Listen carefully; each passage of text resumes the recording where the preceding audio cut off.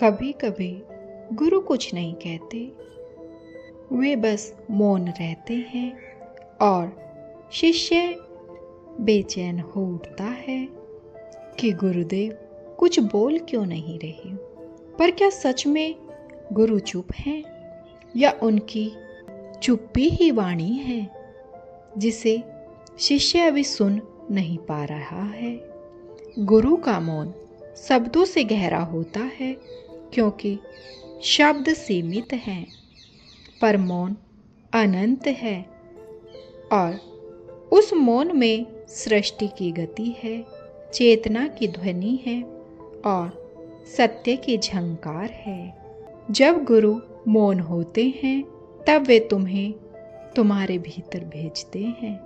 वे तुम्हें अपनी बुद्धि की दीवारों से टकराने देते हैं ताकि एक दिन तुम स्वयं देख सको कि उत्तर बाहर नहीं, आपके भीतर ही है। गुरु जानते हैं यह प्रश्न का उत्तर शब्द नहीं दे सकते।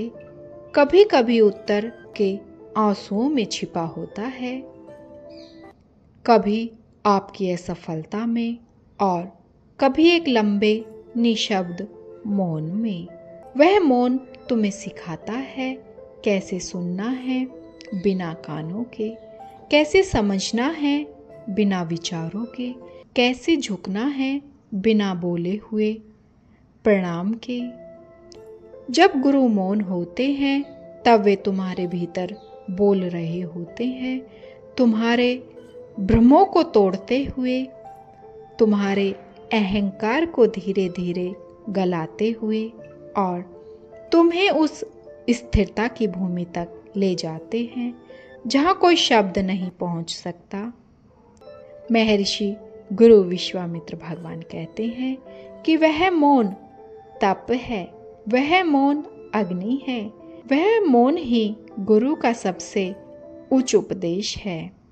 और एक दिन जब तुम्हारे भीतर भी वह मौन उतर जाता है तो तुम समझते हो गुरु ने कभी कुछ नहीं कहा, फिर भी सब कुछ कह दिया था। सदृश्य गुरुदेव, आपके मौन ने जो कहा वह किसी शब्द से नहीं कहा।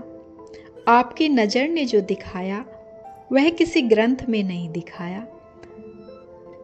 शत शत नमन उस मौन को जिसकी दृष्टि का रहस्य छिपा है, और नमन उन गुरु चरणों को जिसने हमें स्वयं तक पहुंचने का मार्ग दिखाया है।